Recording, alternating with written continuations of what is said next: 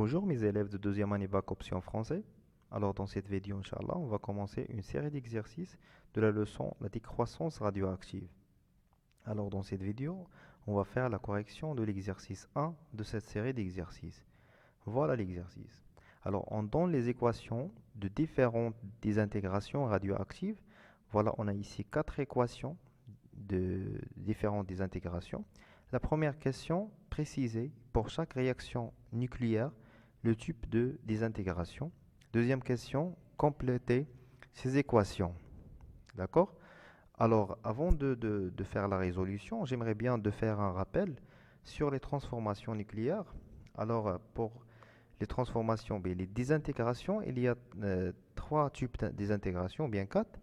Alors, des intégrations, des intégrations, des intégrations. Il y a des intégrations alpha, il y a des intégrations bêta plus, il y a des intégrations bêta moins, et il y a aussi, on peut l'entrer dans les intégrations, c'est des intégrations gamma. Alors pour la désintégration alpha, bien sûr, c'est une transformation nucléaire, d'accord, d'un noyau AZ instable qui va donner un atome Y A'Z' qui est plus stable avec l'émission d'un noyau d'hélium. D'accord? La même chose pour désintégration bêta+, c'est une transformation nucléaire d'un atome X à Z instable, d'accord, qui va donner un atome plus stable, Y'A'Z', avec l'émission d'un électron, bien d'un positron, pardon, d'un positron. Et pour bêta-, désintégration bêta-, c'est une transformation nucléaire d'un noyau AZ, d'un atome instable, XAZ, d'accord, qui va donner un atome plus stable, A'Z', avec l'émission d'un électron. Et pour désintégration gamma, voilà, on a déjà un atome qui est déjà dans leur état excité, qui va être désexcité à Z, et on a libération d'une forme d'énergie électromagnétique. D'accord? Alors gamma, c'est une énergie électromagnétique. Ici, c'est l'atome, c'est un atome à l'état excité.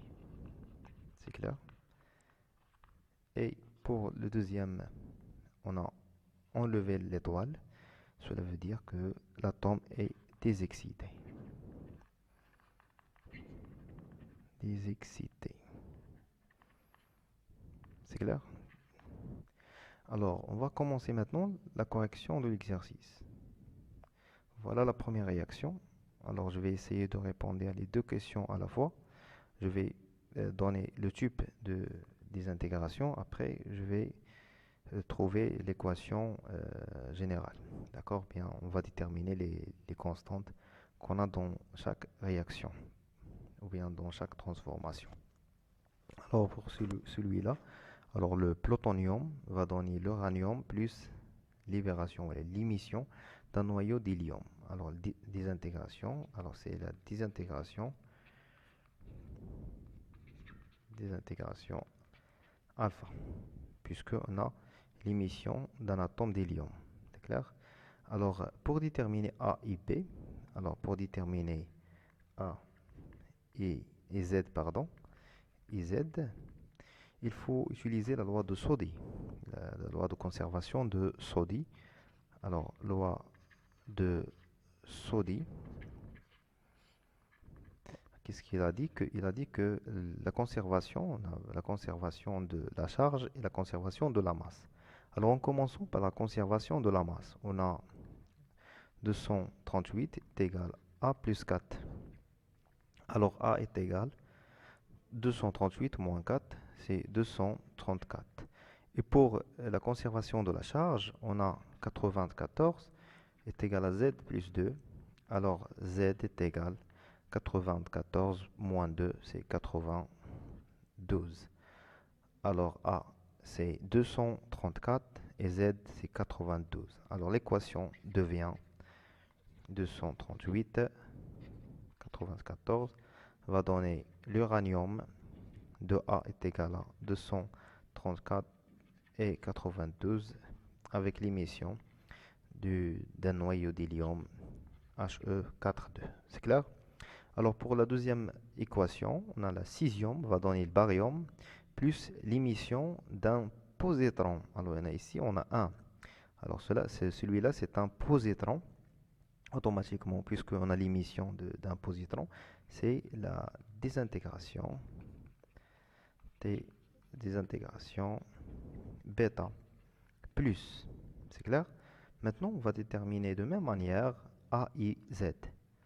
Conservation de la masse, c'est 135 est égal à A plus 0. Alors on trouve que A est égal à 135. Et pour la conservation de la charge, 55 est égal à Z plus 1. Alors on trouve Z est égal à 54. C'est clair? Bon. Maintenant l'équation s'écrit sous cette forme. 135, 135 pardon, 55 va donner le barium Ba. Alors avec A est égal à 135 et Z c'est 45 plus l'émission d'un positron. C'est clair?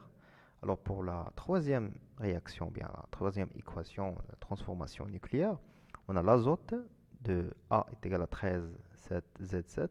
Il va donner un atome plus stable que l'azote, c'est le carbone, AZ plus, ici, normalement, il faut mettre ici E. D'accord? Alors ici, l'émission d'un positron aussi. Alors c'est les désintégrations bêta plus. Désintégrations bêta plus. Alors on va calculer de même manière A et Z. Alors conservation de la masse. Alors on va donner A est égal à 13 et la conservation de la charge va donner Z est égal à 6. Alors l'équation devient, ou bien s'écrit sous cette forme, A c'est 13, carbone 13, plus l'émission d'un positron. C'est clair? Alors pour la dernière transformation, alors ici, il faut déterminer déjà Y c'est quoi et A et Z. Alors on a déjà dit que pour la désintégration gamma, puisqu'on a ici une énergie électromagnétique gamma, alors automatiquement c'est désintégration, d'accord, gamma. On sait bien que dans ce cas-là, alors même atome, d'accord, on a le même atome, mais juste il est désexcité.